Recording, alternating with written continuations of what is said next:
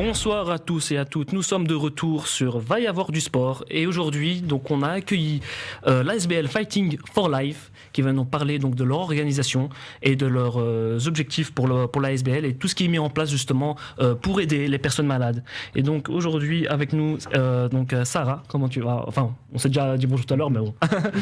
On peut recommencer. On peut reprendre. Bonjour. Et donc voilà maintenant j'aimerais en fait parler un peu sur tout ce qui est aspect maladie. Donc comment ça s'est passé justement quand on a annoncé votre maladie? Qu'est-ce qui s'est passé dans votre tête à ce moment-là? Eh bien, on croit toujours que cette maladie arrive aux autres. On ne pense jamais être atteinte d'un cancer. Et moi, ça arrivait bêtement par une petite connerie. J'ai été aux urgences et on m'a gardée. Quand on me l'a annoncé, j'ai pas cru. J'ai pas cru et je me suis effondrée. Je me suis dit pourquoi moi et qu'est-ce qui s'est passé. Donc j'ai reçu une grosse gifle ce jour-là. J'oublierai jamais. C'était hier encore pour moi. Et puis on a fait encore des autres tests et puis on a découvert que j'étais métastasée aussi au poumon. Donc là c'était une deuxième gifle. Et là il y a beaucoup de choses qui s'enchaînent dans la tête. Et on en veut au monde entier. Et puis, on ne sait pas ce qu'on va devenir, si on va mourir, si on va vivre. On ne sait pas. Surtout que j'ai une enfant de 23 ans. Donc là, c'est la première chose à quoi on pense, à la famille et à ses enfants. Donc, oui. Et donc, c'est passé en 2013, hein, je pense que c'est ça que vous avez dit. Donc ça s'est passé en 2013 et très vite, le cadre médical, ça a été... On ne comprend pas. Ce qui se passe d'un coup, on se fait opérer, ça court dans tous les sens. Donc j'ai subi 4 opérations donc j'ai pris du poids aussi suite à ça. Pourtant j'étais quelqu'un de très mince. Je faisais attention à mon physique. Et donc suite à ces opérations, j'ai pris énormément de poids. J'ai perdu confiance en moi aussi. Le travail, c'était très difficile. Donc il fallait vraiment que je combatte des tas de choses en même temps.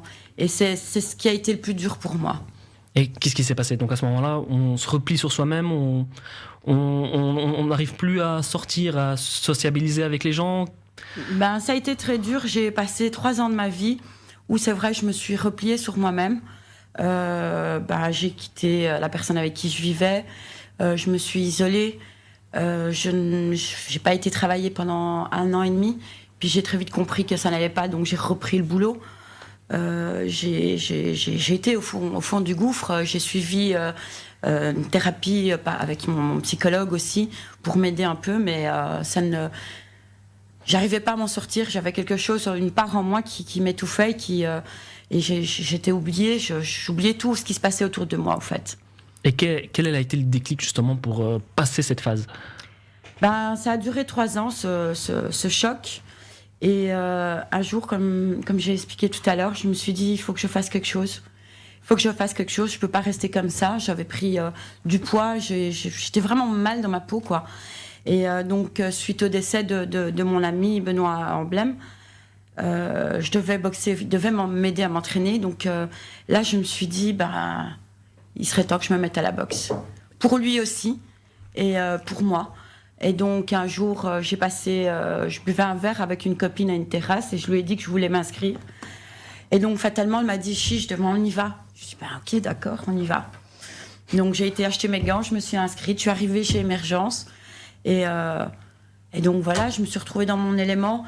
Au début, j'avais vraiment du mal parce que j'arrivais pas à suivre, j'avais pas le cardio, j'avais peur. J'avais vraiment une peur de ce que les autres pouvaient penser de moi aussi, parce que ça c'est important quand on fait du sport. On se dit qu'on n'est pas comme les autres, ils ne sont pas atteints de la maladie, donc je l'ai caché à tout le monde pendant 2 ans, presque 3 ans. Donc vous entraîniez quasi quotidiennement, en tout cas plusieurs fois par semaine, tout en cachant, on va dire, ce côté maladie. Oui, parce que je ne voulais pas qu'on fasse une différence entre moi et les autres. Je ne voulais pas qu'on sache je voulais pas qu'on ait pitié de moi, je voulais pas qu'on m'aide, je voulais m'en sortir moi-même. Et donc, comme je l'ai dit tout à l'heure, je voulais vraiment m'en sortir. C'était vraiment mon adversaire. C'était mon combat à moi. Et je voulais pas qu'on le sache autour de moi. Et donc, petit à petit, je me suis entraînée. J'ai été vraiment bien accueillie dans la Valone Team et à Émergence aussi par le staff, par Émergence, par toute l'équipe. Ils m'ont vraiment beaucoup soutenue. Et petit à petit, j'ai dévoilé certaines choses au fur et à mesure des années. Sauf que la plupart des personnes l'ont su cette année-ci, au mois de novembre, car j'ai subi une rechute d'une métastase pulmonaire. Donc j'ai subi une grosse intervention de nouveau au poumon. Et donc voilà, donc j'ai pas fait de sport là pendant un bon moment. Ça me manque et j'en ai besoin, que ça soit psychologiquement, on va dire, pour moi, et que ça soit physique aussi. Et vous avez retrouvé une seconde famille, on va dire, dans la boxe. Oui, exactement. Maintenant, moi, mon entourage, je vis dans un entourage qui est un peu plus sain aussi. Mes amis, c'est vraiment... C'est les boxeurs qui sont toujours là avec moi. C'est le staff d'Émergence. J'ai Bilal qui est toujours à mes côtés, qui est comme mon frère. Donc j'ai Soumaya qui est aussi ma grande amie. J'ai Valone qui est là pour me soutenir, pour me donner des conseils aussi. Tous les boxeurs aussi, ils sont toujours là. On fait mon anniversaire avec eux, on fait tout, on partage de bons moments. Donc c'est très agréable. Il y a donc des points positifs finalement avec le sport. Donc ça a révélé donc une seconde famille, comme vous avez dit. Vous avez pu aussi vous défouler un peu là-bas pour vous sentir beaucoup mieux. Essayer de se battre aussi contre cette maladie. Et justement, la SBL Fighting for Life est arrivée combien de temps après? Quel a été le déclic justement pour dire un jour, voilà, j'aimerais aussi aider des personnes avec la boxe comme la boxe m'a aidé? Eh bien, moi, la boxe, au fait, il faut savoir que c'est très important. Moi, j'ai reconstruit ma vie et je me suis reconstruite grâce à la boxe thaï. Donc, à un moment, ça fait depuis le début de mon cancer, je voulais faire quelque chose, mais je ne savais pas quoi. Et suite à cette rechute au mois de novembre, je me suis dit, il est temps que je fasse quelque chose. Et j'ai réfléchi, je voulais vraiment associer cette boxe à cette maladie et je n'avais pas vraiment encore d'idée. Et suite à cette rechute, je me suis dit, mais moi, je me suis reconstruite grâce à quoi et comment? Et donc, j'ai mis en place tout ça. Et donc, j'ai regardé un peu sur le net, j'ai cherché et j'ai retrouvé aussi qu'à Strasbourg, ils utilisent justement cette boxe adaptée pour des personnes qui sont atteintes de la maladie. Et donc là, je me suis dit, c'est exactement ce que je veux faire. Et donc, pourquoi est-ce que nous, par exemple, en Belgique, on n'utilise pas ça? Ce qu'il y a, c'est que pendant ma maladie, à l'époque, en 2013, j'ai voulu faire du sport et on me proposait du tai chi ou alors du yoga.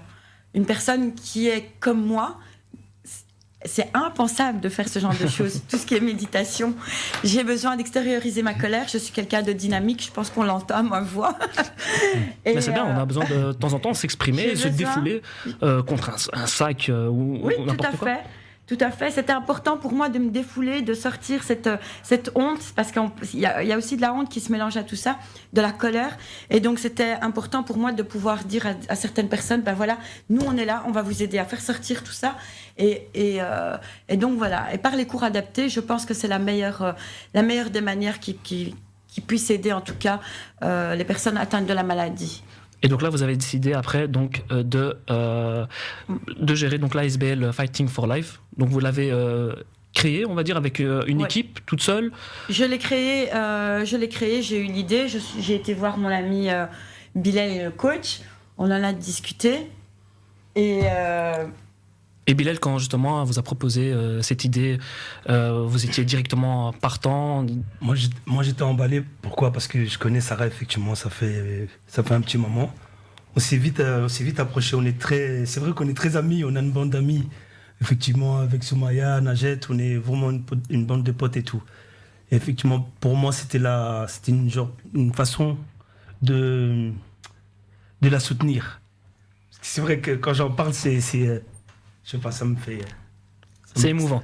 Ouais.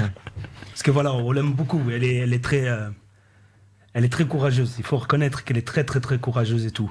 Et effectivement, ça revient à peu près à la question que vous disiez tout à l'heure. Par rapport aux filles d'arriver dans une salle et tout, Sarah, elle a eu beaucoup, beaucoup de courage. Elle a tout mon respect. Et elle a tout notre respect de la bande et tout, que ça soit de Valon, que ça soit tous les gens d'émergence et tout. Elle a tout notre respect et tout notre courage et tout, effectivement. Et merci beaucoup de l'avoir invité. Franchement, merci beaucoup de l'avoir invité. Ah, mais Merci à vous d'être là, hein, Voilà. c'est un plaisir.